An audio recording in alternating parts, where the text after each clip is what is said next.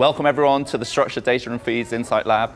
I'm Jack Swain, I'm the Senior Vice President of Products and Services. And I think, coming off yesterday's content, which was so heavily focused on data, we're really excited with this Insight Lab to really be going like a level deeper and really focusing on, the technology and the people and the process that we have around structured data to able for us to leverage it to drive better performance across all our different bought, owned, and earned channels. So I'm Adam Riddell. I'm the supervisor on the Structured Data and Feeds team. We're out of the Fort Worth office. We have a team of about 15 people, and we're the ones working behind the scenes to make your data work, power these different campaigns. And I'm really excited to kind of pull the curtains back today, let you get a look at what we do, what our technology is, and what our roadmap for the future is. So to begin with, one of the biggest challenges with data is there's just a lot of confusion around, the different ways that people talk about it and the different ways that people define it.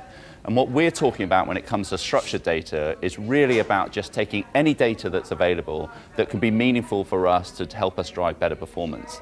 And that really comes in two different ways. First of all is our meta feed, and meta feed data is really focused just on product attributes. So those product attributes that allow us to take, our clients' products and surface them in the right place at the right time and right in front of the right person, and making sure that we're as relevant as possible all the time. The second one is around optimization feeds, and that's really about taking any piece of data that can help us, make smarter marketing decisions or smarter performance decisions across any of our different channels, being able to plug into our technology partners that can tell us whether we want to be bidding more or, having a higher budget across our different channels. So to begin with, we want to start talking about meta feeds. We've kind of broken this Insight Lab into two pieces. First of all, talking about meta feeds, then we'll go on to talk about optimization feeds. So to begin with, really talking about how we leverage meta feeds to make sure we're relevant as possible across any of the channels that we manage. So like Jack talked about, MetaFeed is an organized, structured feed of attributes, whether it's retail products, whether it's hotel information, location, address, phone number, any kind of data that we organize to power a channel is a MetaFeed, and that spans a variety of different opportunities. So the most common one you probably think of is shopping campaigns or CSEs, where you're looking on Google for a new handbag, and the ad unit pops up with all the different options, the different prices. But it goes as far as local search. We're just being more relevant in that space. So you're looking to find a Pizza Hut buffet, and you need the hours to get there. And so you go on maps. Well, all of that data is powered by metadata. The hours, the address, the phone number, all that information. Same goes for display and affiliates, where we're powering that with meta feeds. And then even into the hotelier space, where you're looking to book something, you're trying to find a room, you're trying to find the price. All of that data is coming from a feed. So drilling into the shopping campaign example and why it's meta-driven, you can see in the ad unit, there's a number of different, there's a lot of content that we can populate. There's an image, there's a title, there's a price, the brand. So all of that is attributes that are powered by this feed. And what our technology allows us to do is build the feeds that we push to these channels, adjust, optimize, and update the content that's showing to make it more relevant to the consumer. But it's not just about retail. Meta feeds have heavily been used for retail in the past, but we're seeing now, with our partners like Google, they're now becoming heavily reliant on structured data and meta feeds because they want across all different verticals for the advertisers to be as relevant as possible. So we're now seeing it within credit cards, and if you search for credit cards within Google now, you'll see a compare credit card sponsored ad, which has all been driven by meta feeds. We're seeing it within hoteliers, we're seeing it within airlines, we're seeing it within media providers. So now the opportunity to really start thinking about meta feed, no matter what vertical your business is in, is really important as we look to drive better relevancy and better performance. So you're probably wondering why this dirty old shoe has been sitting in front of everybody, but I'm going to ask for a little crowd participation. Can you guys throw out some attributes that you would use to describe this shoe? Big? Men's? Tennis shoe, running? Exactly. So there's a number of different attributes that are associated to this shoe. And the thing is, all of you look at it differently. As consumers, you look at it a different way than everyone else, and there's a number of different attributes tied to it. So we get all of this information, and the challenge is there's a lot of it, but a lot of it's also missing, or it may not be relevant to what you're looking for or what you're searching for. So we may get a category that's generic, sportswear, and we want to make sure that we are taking that and optimizing it so that it is matching to how queries are searched and it's relevant to the consumer. So it was once sportswear, we're taking that and mapping it to a category that's athletic and running shoe that Google's going to leverage to match to queries. Or the title was once something three-striped shoe, which is how they look at it internally, which is great. We wanted to make it more relevant to the consumer. So the attributes that you threw out or that might be tied to it, such as the color, the size, the gender, we want to add that in. So where brand was missing, it's now Adidas, three-stripe, running shoe, blue, small. So all of those are different opportunities that we can use to improve the content, improve the data quality, make it more relevant, and then ultimately increase visibility.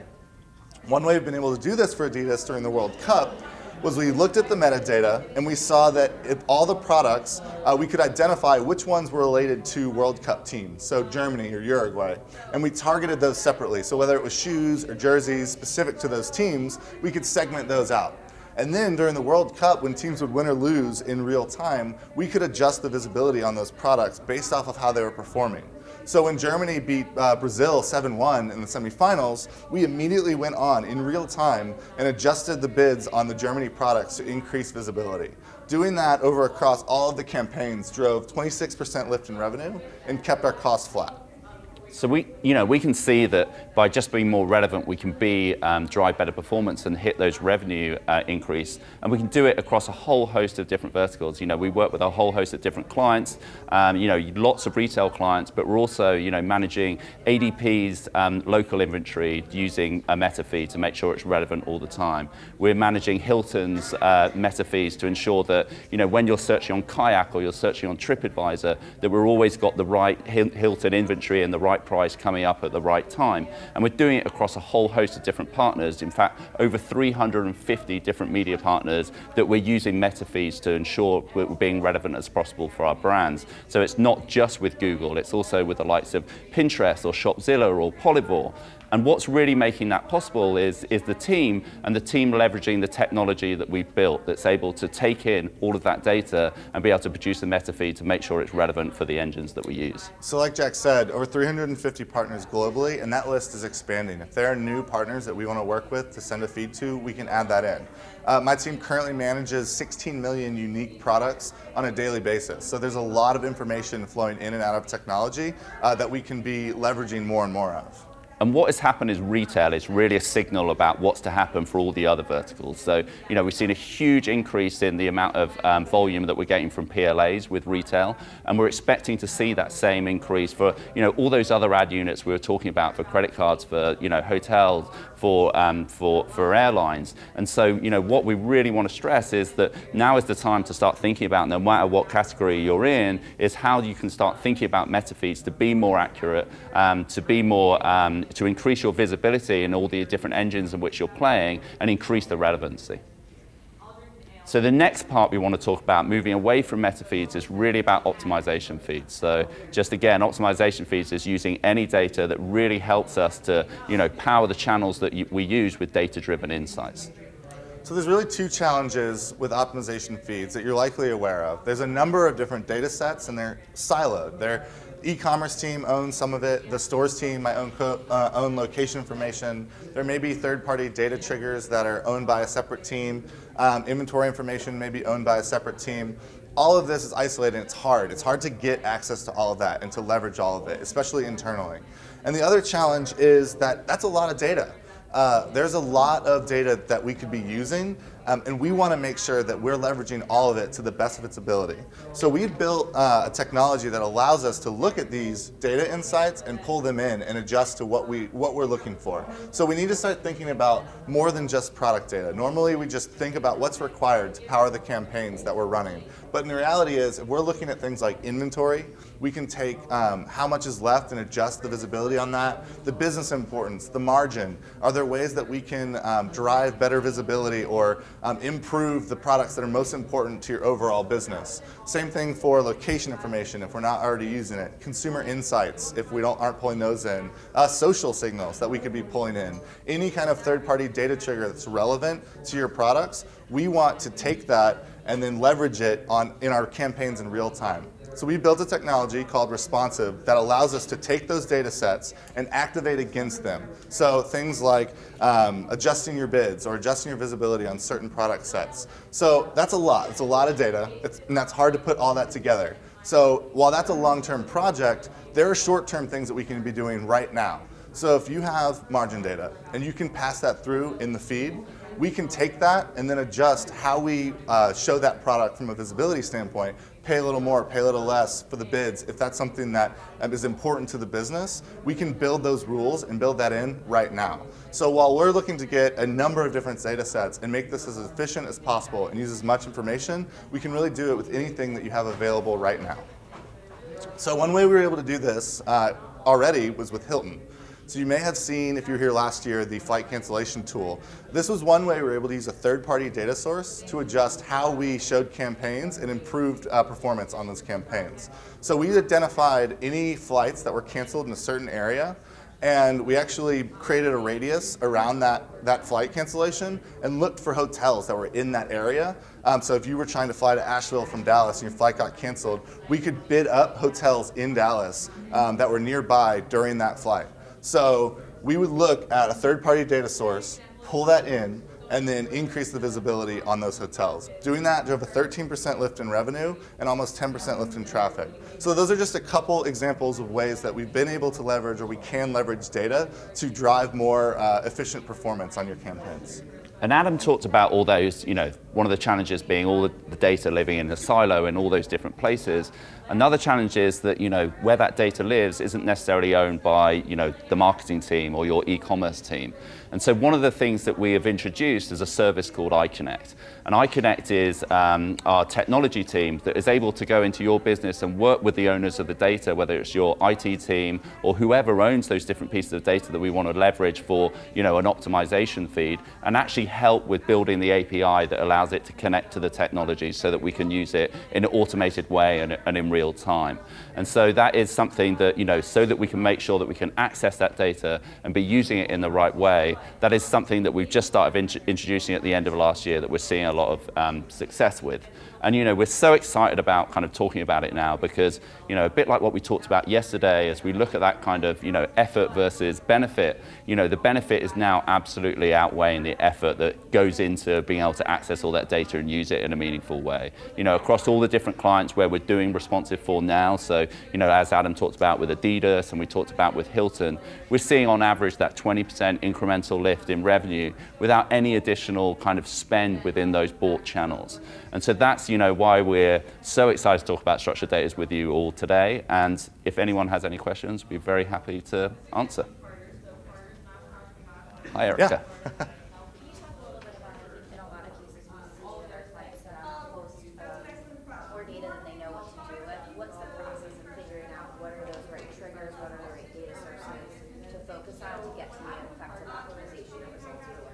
Yeah, that's a great question. So what she asked was, if there's a lot of different data sources that we could be using, how do we identify which ones are important or relevant?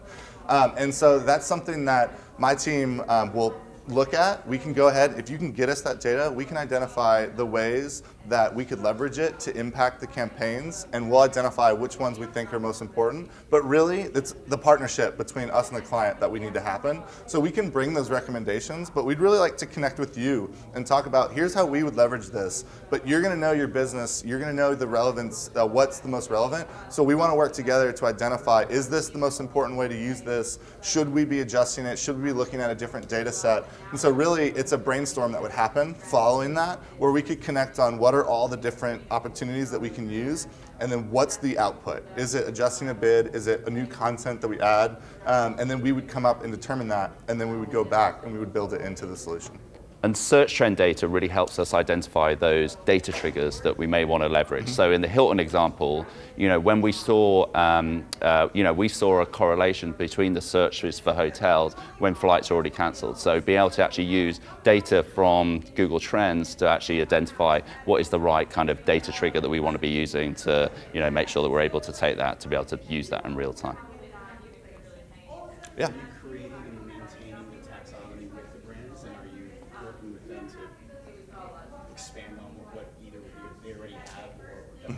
Yeah, so He's asking about the taxonomy we use and how we categorize the information. Yeah.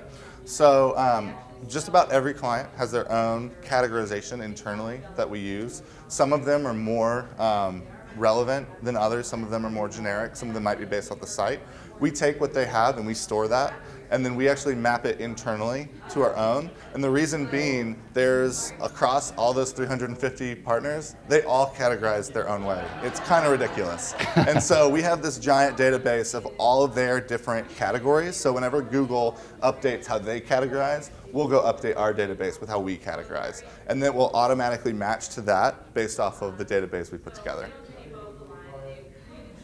Yeah. What new partner or partners are you finding to add a lot more value to your existing clients' feeds campaign? Yeah, great question. So kind of emerging partners in the space. Honestly, a lot of them are, and you guys just came from a social conversation, so this is great. A lot of them are coming from the social areas. So Pinterest, Rich Pins are emerging, that leverage a feed. Facebook Dynamic Product Ads are both coming out that we can power the feed.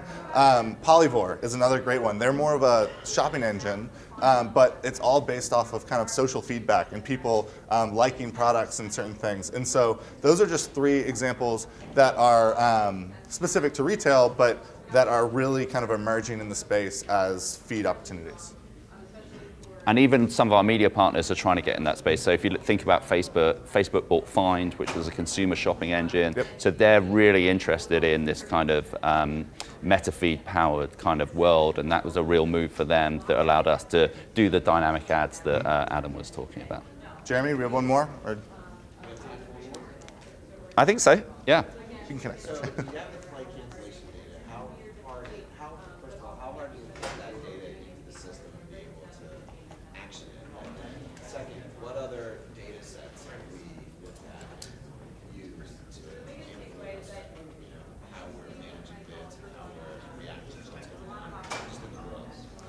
Great question. So for the Hilton data, that was actually a great opportunity to work with a third-party system that we were able to identify that had it already. So there was a company called FlightAware that was already pulling in a live feed of canceled flight information. And so we were able to pretty much tap that in and match the flight to a geocode and match that to the hotel. So that wasn't too difficult because there was a source that had it all aggregated. As far as identifying other data sources, it's going to be different client by client, but from a retail standpoint, the things that we've been immediately looking at are things like product score. Looking at the kind of the business importance has really been the key focus right now. And so how can we leverage the value of the product and tier it based off how valuable it is to adjust how we want to leverage it. But really, there's a lot of opportunity to brainstorm additional external data sources that may not be coming from the client that we need to look at leveraging as well. And there are thousands of open APIs that allow us to do that, and a lot of them are free. So like, you know, in the FlightAware example, that is an open source of data around flight cancellations that we can take. And there are ones around weather that we're using. You know, one of our clients, Luxottica, Sunglass Hut, Ray-Ban, Oakley, we're using that weather data because, unsurprisingly, when it's sunny, people see a drive in demand for sunglasses. But then we're working with other partners where there are some fees, you know, xe.com if you want any exchange rate data, but it's pretty low cost. It's like $100 for a whole year of accessing all of that data. So actually getting that kind of data isn't the difficult bit, and you know, it just takes about 2 weeks to be able to get that data, get it in the technology so that we can start powering our paid search campaigns as a result. I think we might have time. Keep more questions. I think you had a question? Yeah. I know you mentioned premium product margins. Have you worked with any clients that are doing pricing optimization on site, and like how often they're optimizing those prices multiple times per day? So, and that's a great question. So if they're changing product information intraday, like price, it's going to depend on how we're integrated with that client. So for some clients, we just get a flat file feed on a daily basis. And in that case, it's really hard to update intraday. For something like that, if we want to leverage that, then we would want an API connection. So that was why Jack talked about iConnect and building those API connections so we can get real-time updates. We do have some where we're updating 3 or 4 times a day. A great example of that is LAAs, local inventory ads, where they're showing an ad unit at a location nearby a consumer. And so the inventory is constantly in flux in store, and so we want to be updating intraday based off of that. So we have to have an API connection to be able to do that. So if that's something we wanted to integrate, we could build towards that. Can you explain a bit about the cost model behind this? Certainly. So yeah, so we have a technology fee as part of it, and that's the cost that goes within it. So to leverage that data to drive different performance, it's not a additional cost in any of the media that we're buying, but it's a technology fee in the same way as you may have a technology fee with a Marin or a Kenshu or a social code or a social.com. And so that is a set technology fee that is a pass-through cost to our clients based on the technology that we're using to power all of this. And then for iConnect, it would be based off of the number of hours and the time it's going to take for our team to integrate. As opposed to the volume of data that we're actually putting in. Yeah. Because the volume doesn't really matter. It's about just getting that API in place. Just thinking about beer already, and getting that in place to be able to take all the data. Left. Is that an internal developer team that's working on the? Yeah, so it's our technology team that's based within Fort Worth. Yeah. I think we have like 5 minutes left still. Any other questions? No, I think we've. Lovely. That was a long session. Any other questions? Or you can have, yeah. For any retail clients you have, do merchandisers ever come into this process of optimizing product attributes, or are you sending any of this information back to them? Like, oh, hey, this set of product titles and saw a really good response. Yep. Yeah. So that's going to depend on what they're looking for from an update. So the beauty of it is we can output it however we want. So if you want a report or if you want a list of the changes that were made, we could create a feed that we could then send back to say, here's all the insight we saw, here's the changes we made, send that back, as well as to push it out to the different partners that we have based off how we leverage it. The tricky part, and I thought of this, you mentioned it earlier about the intraday updates. So the one catch is Google, they're awesome for shopping campaigns and for other programs, credit compare, flight updates, hotel updates. They have the API that allows us to power those real-time updates. Some of the CSEs and some of the other partners are still a little bit behind, so they still require a flat file. So in that instance, we're limited about the amount of time we can do it, but we can still make the actions that we know are relevant to drive efficiency on those on a daily basis while we power shopping campaigns throughout the day. How much of the CSE PLA business is Google now? Are they at 90%? So we actually They came in and crushed. Yeah. The question was, how much of a percentage of CSEs and PLAs is PLAs? And we actually we look at them separately now because they're really separate beasts. Shopping campaigns and the opportunities there are really expanding. Google just had their AdWords Performance Summit last week, and 90% of the updates were for shopping campaign related, meta feed related programs. So CSEs we look at a little bit separately in that sense. And they're really moving into the kind of social areas. So like Jack talked about, The Find was a CSE that was acquired to help them leverage dynamic product ads. So those are really kind of merging into more social channels and leveraging social signals, whereas PLAs are really growing separately. So that helps answer it. Yeah, that's a big player for sure.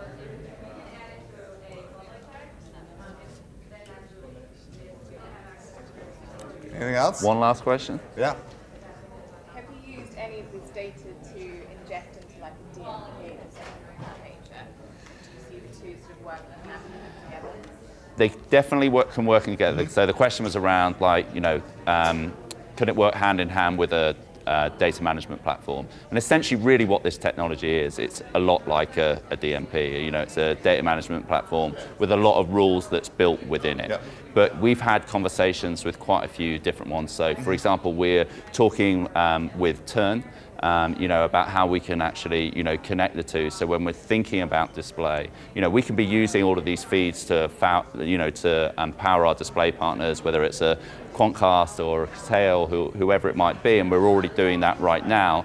But as we start to think about, more programmatic buys that have been going through DSPs, then we're starting to build those relationships with the likes of Turn and Media Media Math, and all of And those that, players yeah. to work how we can bring those two things together. Great. Yeah. Well, there's drinks and food behind you guys if you need Yeah. something. And there are some one-pager printouts Yeah. for anyone who'd like All to my take anywhere. contact information is on there, so if you have any other questions, feel free to reach out.